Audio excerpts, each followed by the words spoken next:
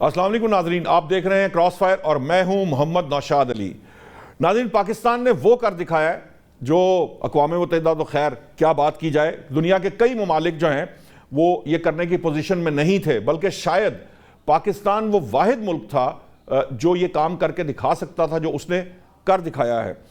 پاکستان جو ہے اس کے اندر بھی اور باہر سے بھی اگرچہ اس پہ بہت تحفظات کا اظہار کیا جا رہا تھا، بہت سے لوگ بہت سے سوالات اٹھا رہے تھے کہ گارنٹی کون دے گا، یہ کیسے ممکن ہوگا، پاکستان تو صرف فیسیلیٹیٹ کر رہا ہے، اسلام آباد میں امریکہ اور ایران کیسے بٹھا سکتا ہے پاکستان، غرض جتنے منہ اتنی باتیں تھیں۔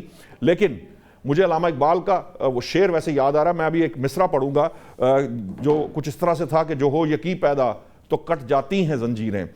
پہلا مصرع میں نے جان بوجھ کر نہیں پڑھا، لیکن یہ جو یقین کی بات ہے جس پہ زور ہے وہ اس لیے ہے کہ یہ یقین جو ہے یہ اس وقت بھی موجود تھا جب ایران نے سعودی عرب پر اس کی پیٹرولیم جو کیمیکل جو کمپلیکس ہے اور صنعتی کمپلیکس ہے اس پر جب اٹیک کیا تو بہت پریشر پاکستان پر جو ہے وہ ماؤنٹ ہو چکا تھا۔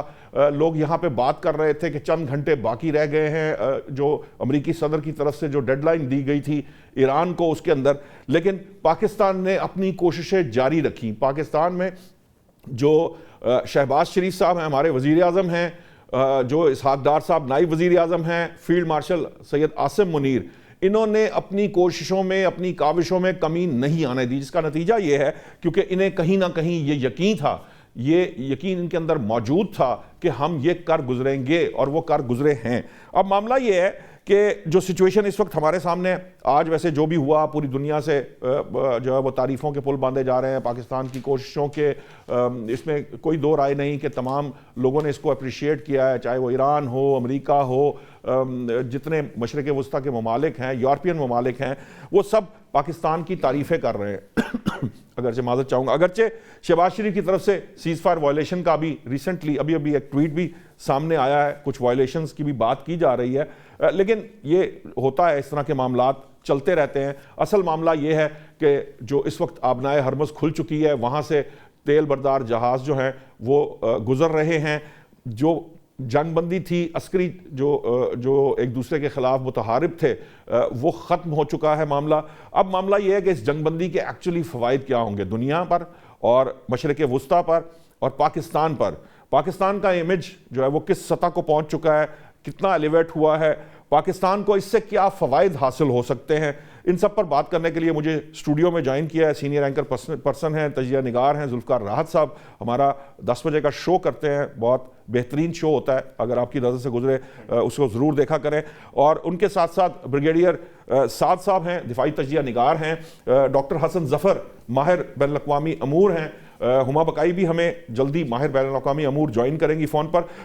میں سب سے پہلے جو بریگیڈیئر سعد صاحب آپ کے پاس آؤں گا، یہ جو اس وقت سچویشن ہمارے سامنے ہے، ایک سائیڈ ہے جو سفارتی سائیڈ ہے یا ایک سیاسی جسے کہہ لیجئے ایک حکومت کی ایک اپنی کوششیں ہیں، لیکن اس سارے معاملے کے اندر جو ملٹری جسے کہتے ہیں ڈپلومیسی ہے اس کا بہت بڑا کردار ہے، کیونکہ ہم نے یہ دیکھا کہ پرسوں بھی یہ بات سامنے آئی کہ جو فیلڈ مارشل ہیں وہ ساری رات جو ہے وہ گفتگو کرتے رہے جو فریقین ہیں ان سے۔ آپ کو کیا لگتا ہے یہ جو ملٹری ڈپلومیسی ہے اس نے کتنا بڑا کردار ادا کیا، یا یہ واحد ملٹری سفارتکاری کی وجہ سے ممکن ہوا، یا اسحاق ڈار صاحب اور وزیر اعظم صاحب جو کچھ کر رہے تھے اس نے بھی اس میں اپنا حصہ ڈالا اور آخر کار ان تینوں کی کاوشوں سے ہم یہ جو اچیومنٹ ہے وہ ہم نے کر لی ہے؟ دیکھیں، یہ کامیابی کو میں دیکھتا ہوں جو ایک بہت مبارک موقع ہے پاکستان کے لیے، اور میں نے اپنی زندگی میں اتنے اچھے دن نہیں دیکھے جتنا پاکستان کے لیے آج میں دیکھ رہا ہوں۔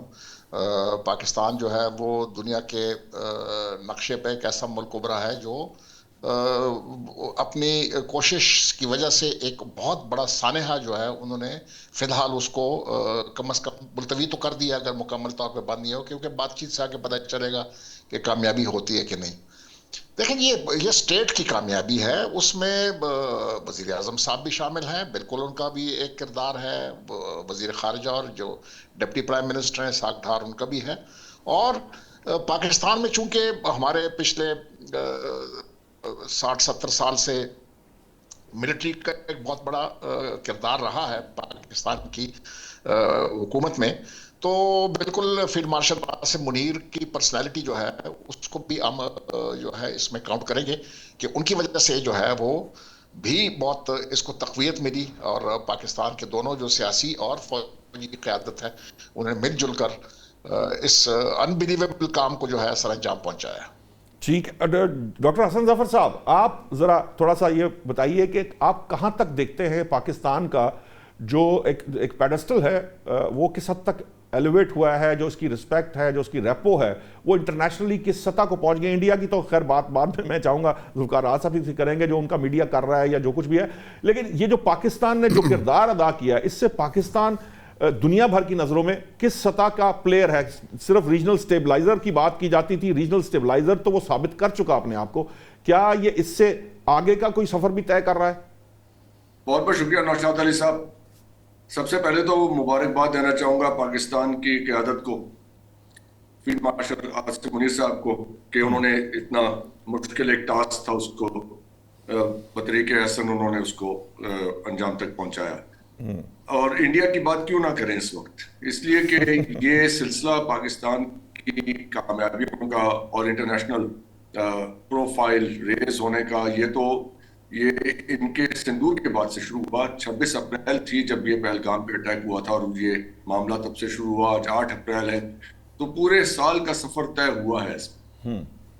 اور ہم نے دیکھا ہے کہ یعنی ہر سٹیپ پہ پاکستان کو کامیابی ملی, انڈیا کو بیٹ کر کے کامیابی ملی, ڈپلومیسی میں اپنا کردار ادا کر کے کامیابی ملی. اور ساری دنیا آپ نے دیکھا, کیئر سٹارمر یو کے prime minister, Australian prime minister, ساری دنیا سے پیغامات آئے ہیں پاکستان کو. سو یہ ایک بہت بہت اہم اس میں نقطہ ہے. اور انڈیا کا حوالہ دینا اس لیے بھی ضروری ہے اس میں کہ انڈیا 9/11 کے بعد سے پاکستان کو ایک ٹیررسٹ اسٹیٹ کے طور پہ فریم کر رہا تھا. وہاں پہ ہر آدمی کی زبان پہ جہادی اور ٹیررزم یہ تھا. تو اب انہیں منہ کی کھانی پڑی ہے. پاکستان کا جو کردار انہوں نے دیکھا ہے ساری دنیا میں, تو ان کا تو پورا نیریٹو مودی کا برباد ہو گیا. ساری انویسٹمنٹ ڈوب گئی جو 20-25 سال سے کر رہے تھے وہ. جی مودی کی سیاست برباد ہو گئی. سو یہ, اور پاکستان نے بہت گریسفلی اس کو کیا. ہم نے کوئی ان کے خلاف باتیں نہیں کی, ہم نے کوئی ان کی کوئی بیشنگ نہیں کی, اپنا کام کیا.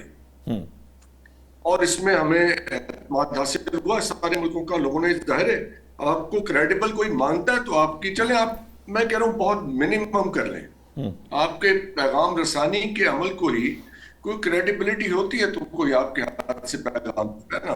جی. سو یہ تو it is an established thing کہ Pakistan is a good country, Pakistan is a credible country, اور پاکستان کی لیڈرشپ جو ہے اس پہ دنیا کی لیڈرشپ اعتماد کرتی ہے کہ یہ نیک نیت لوگ ہیں, اور یہ انہوں نے بالکل ایک نیک نیتی سے ایک عمل کو سر انجام دیا. اور آپ نے دیکھا ایران میں بھی پاکستان کے لیے تشکر, پاکستان کے لیے ریلیاں نکالی گئیں, قطر سے, عمان سے, سعودی عرب سے شکریہ کے پیغامات آئے.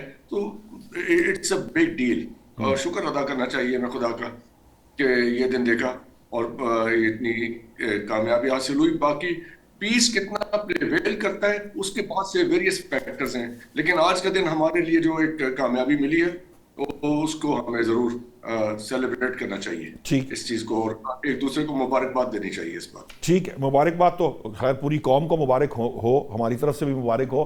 ذوالفقار راحت صاحب, یہ جو معاملہ ہے, میں نے تو کل ایک ٹویٹ کیا کہ رات کو کہ انڈین میڈیا کو تو اب پاکستانی جرنلسٹ سے سیکھنا چاہیے. It's time and it's high time, کیونکہ اس میں کوئی شک نہیں جو پاکستان کا میڈیا کا کردار ہم نے جنگ کے دنوں میں بھی دیکھا, اور آج بھی جو ہم دیکھ رہے ہیں اس کے اگینسٹ جب ہم انڈین میڈیا کا حال دیکھتے ہیں, میں تو حیران رہ گیا کہ اینکر جو ہے وہ جو بات کر رہا ہے شخص, وہ سیٹ سے اٹھتا ہے, اٹھ کے وہ چیزیں جو ہیں وہ پھینکتا ہے نیچے, کوئی جو ہے وہ باقاعدہ چھلانگے نہ لگاتا ہوا نظر آتا ہے, اور پھر ایسی کوڑیاں, مطلب دور کی تو کہنے نہیں چاہیے, وہ ایسی کوڑیاں ہیں جو بالکل کوڑیوں کے بھاؤ ہیں, وہ نکال کے اس کے اوپر بہت شور مچا کے گلے پھاڑ کے وہ گفتگو کر رہے تھے, جن کا نہ کوئی سر ہوتا ہے نہ پاؤ ہوتا ہے.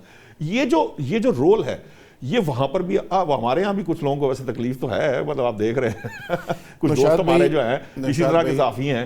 نشاد بھائی, جب آپ کے پاس دلیل نہیں ہوتی پھر آپ چیخ کے باتیں کرتے ہیں. اور جب آپ کے پاس دلیل ہوتی ہے، لاجک ہوتی ہے، تو آپ آہستگی سے بھی بات کریں تو اس کا مطلب سمجھا جاتا ہے، جیسے پاکستان نے کیا.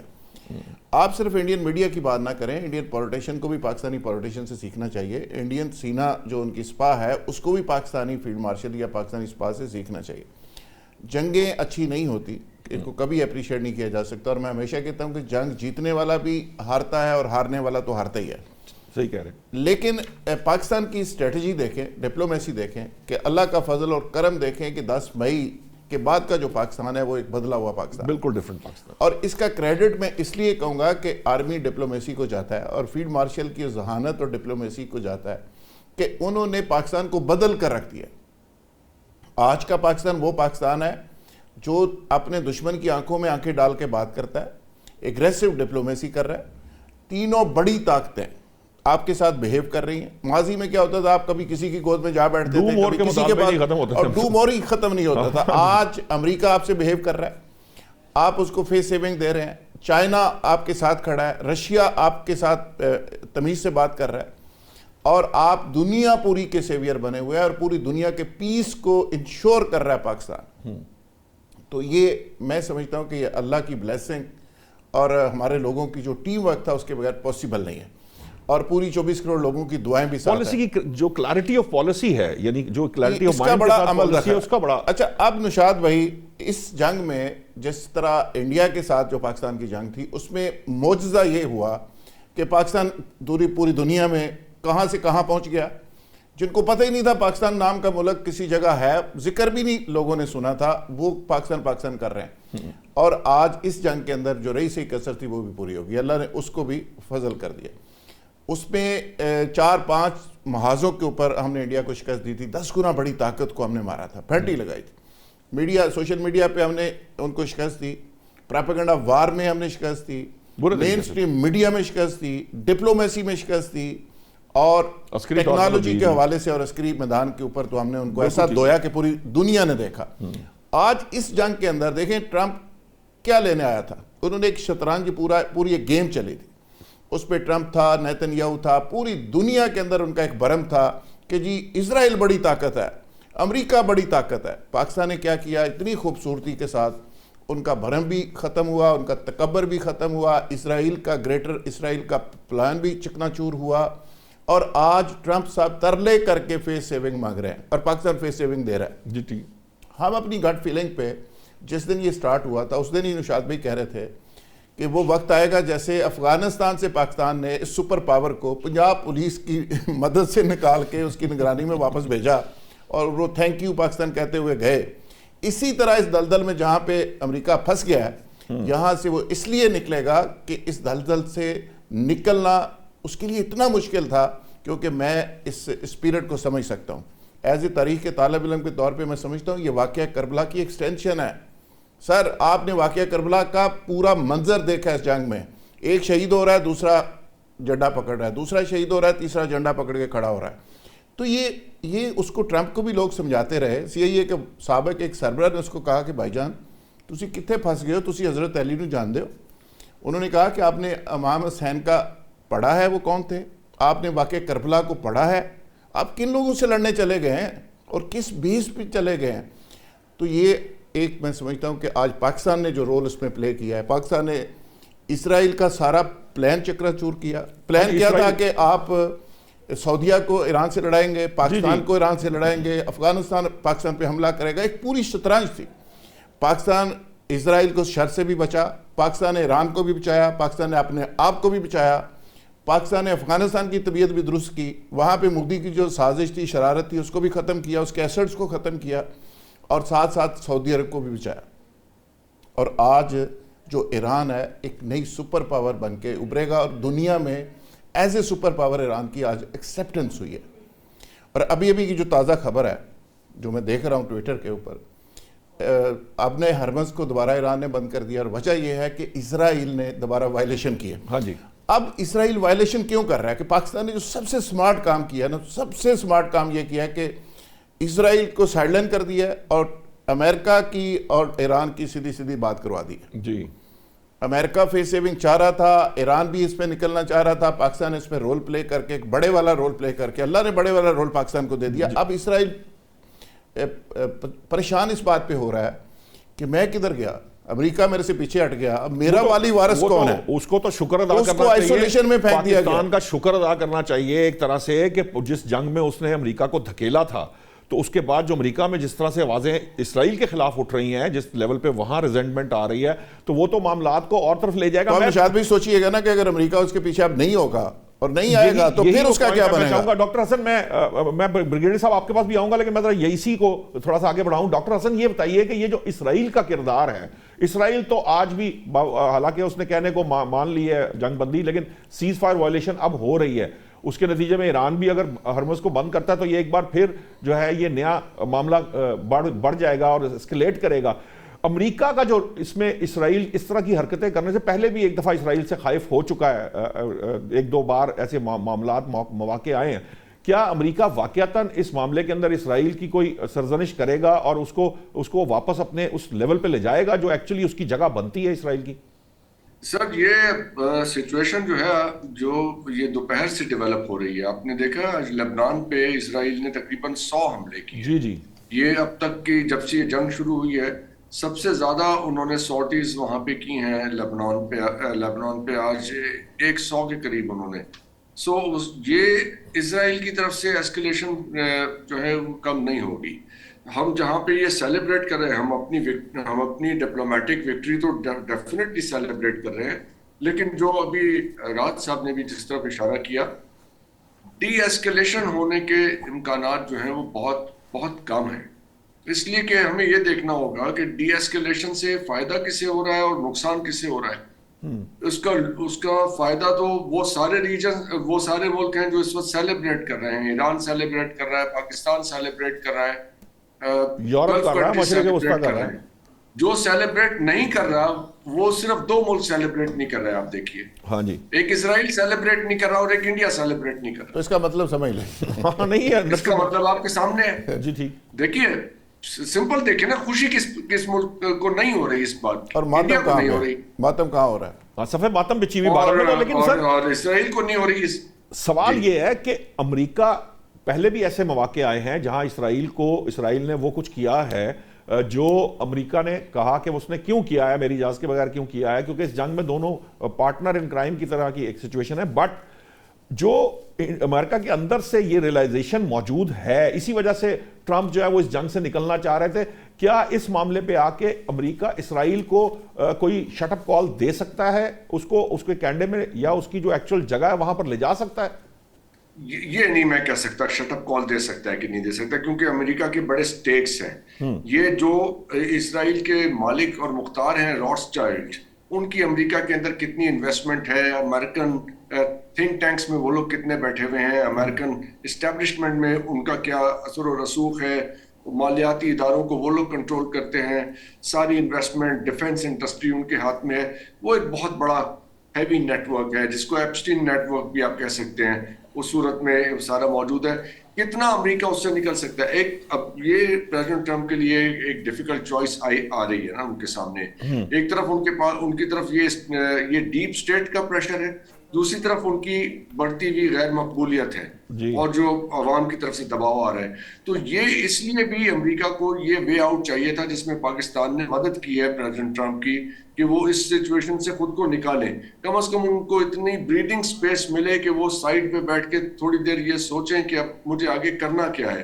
کیونکہ جس قسم کی جنگ میں وہ انوالو ہو چکے تھے, چاروں ناچار کہیں, کیونکہ اسرائیل نے انہیں گھسیٹا زبردستی اس جنگ میں, اور پھر وہاں پہ جو ان کو نقصانات ہوئے, ان کے جو ایئر کرافٹ کیریئر تھے ان کی کڑی کھل گئی کہ وہ انیفیکٹو ہو گئے ہیں, ان کے اسٹیلتھ طیارے F-35 اگر لیکن یہ نوشاد صاحب یہ بھی نہ بھولیے کہ یہ کہاں کس پوائنٹ پہ یہ ٹرننگ پوائنٹ کہاں آیا اس سیز فائر کا. 2 چیزیں ہوئی ہیں کل کے دن میں, کل اور پرسوں کے دن میں. ایک تو ان کا جو انہوں نے سو کالڈ وہ ریسکیو آپریشن کیا تھا اور وہ ہائی جیک کرنے آئے تھے ایران کا نیوکلیئر مٹیریل, وہ فیل ہوا. ان کا پلان, ان کے 10 یا 12 جہاز وہاں پہ گرے اور جو بھی نقصان ہوا. اس کے ساتھ کل جو ریزولوشن پیش ہوئی UN سیکورٹی کاؤنسل میں بحرین کی طرف سے, اس کو ویٹو کر دیا، ہرموز والی ریزولوشن کو چین نے، رشیا اور چائنا نے ٹوگیدر، دو بڑی طاقتوں نے اسے آؤٹ رائٹلی ویٹو کیا. اس کے بعد یہ رات کو یہ ساری ڈیولپمنٹس ہوئی. سو اس میں پاکستان نے تو اپنا جو کردار ادا کیا وہ تو یقیناً امپورٹنٹ ہے، لیکن other factors are also coming into play along side this، کیونکہ وہ سارے فیکٹرز کہیں کنورج ہوئے ہوں گے تو پھر یہ ڈیسیجن ہوا نا. تو اس میں ادر فیکٹرز بھی ہیں، اب مبینہ طور پہ اور بھی سٹوریز ہیں، آپ بھی جانتے ہیں، ہم بھی جانتے ہیں، وہ ہمارے پاس کنفرم نہیں ہیں باتیں، لیکن چلے تذکرہ کر دیتے ہیں جہاں ہو رہا ہے تذکرہ ان چیزوں کا، انکنفرمڈ یا مبینہ کہہ کے کہ شمالی کوریا نے کچھ ایسے ہتھیار پہنچائے ہیں ایران کو جس کی وجہ سے ڈائریکٹ انٹیمیڈیشن، انٹرکانٹیننٹل میزائلز کی بات، اینڈ سو فورتھ، ایسی کہانیاں بھی ساری موجود ہیں. But we cannot verify those details. ٹھیک ہے بریگیڈیئر صاحب، یہ بتائیے کہ یہ جو سیز فائر کے بعد کا جو کردار اسرائیل اب اس وقت نبھا رہا ہے، سوال پھر میرا آپ سے بھی یہی ہے کہ اس کردار کے بعد آپ کو لگتا ہے کہ امریکہ اسرائیل سے پیچھے ہٹے گا؟ کیونکہ جنگ سے تو پیچھے ہٹنا وہ چاہتا تھا، وہ نکلنا چاہتا تھا، وہ نکل رہا ہے، لیکن اگر اسرائیل اس کو نکلنے نہیں دیتا تو کیا ان کے آپس کے تعلقات کس طرح کے آگے اسٹیبلش ہوں گے؟ اور پھر چونکہ جنہوں نے سیز فائر کرایا اور جو سارے لوگ اس وقت خوشیاں منا رہے ہیں، یقیناً وہ اس کے اوپر یو ایس کے اوپر پریشر دیں گے کہ جناب جب سیز فائر ہو گیا تو پھر یہ وائلیشنز کیوں کر رہا ہے اسرائیل؟ دیکھیں، یہ جو سیز فائر کا ایگریمنٹ جو تھا یونائٹڈ اسٹیٹس کا اور ایران کا، یہ ایک پہلا مرحلہ تھا، یہ فیز 1 تھا جی. لیکن اس کے بعد جو ابھی مرحلے آئیں گے وہ بہت ہی کٹھن اور مشکل ہوں گے کہ اس سیز فائر کو کیسے جو ہے قائم رکھا جائے اور بات چیت جو ہے وہ ایسے ماحول میں ہو کہ جس میں وائلیشنز نہ ہو. کیونکہ اگر پیچھے سے وائلیشنز ہو رہی ہیں، ایران کے اوپر حملے ہو رہے ہیں یا لیبنان میں حملے ہو رہے ہیں، تو مجھے نہیں لگتا کہ ایران جو ہے وہ بات چیت میں پھر دلچسپی ظاہر کرے گا اور بات چیت ادھر ہی ختم ہو سکتی ہے. اس کا خطرہ موجود ہے. ابھی سپوائلرز بڑے ہیں اس پورے گیم میں، سپوائلرز ہیں. سب سے بڑا تو جو نتن یاہو ہے وہ سب سے بڑا سپوائلر ہے، اور اسرائیلی جو اسٹیٹ ہے وہ سپوائلر ہے. وہ نہیں چاہے گی کہ یہ جنگ جو ہے وہ ختم ہو جائے. ان کو کوئی نقصان نہیں ہے، ان کا جو بھی نقصان ہوتا ہے وہ امریکہ سے اس کو پورا کر لیتے ہیں. بلینز آف ڈالرز جو ہے وہ یونائٹڈ اسٹیٹ سے آ جاتے ہیں، اور وہ جو بھی اکانومی کو جھٹکا ملے گا وہ اس کو پورا کر دیں گے.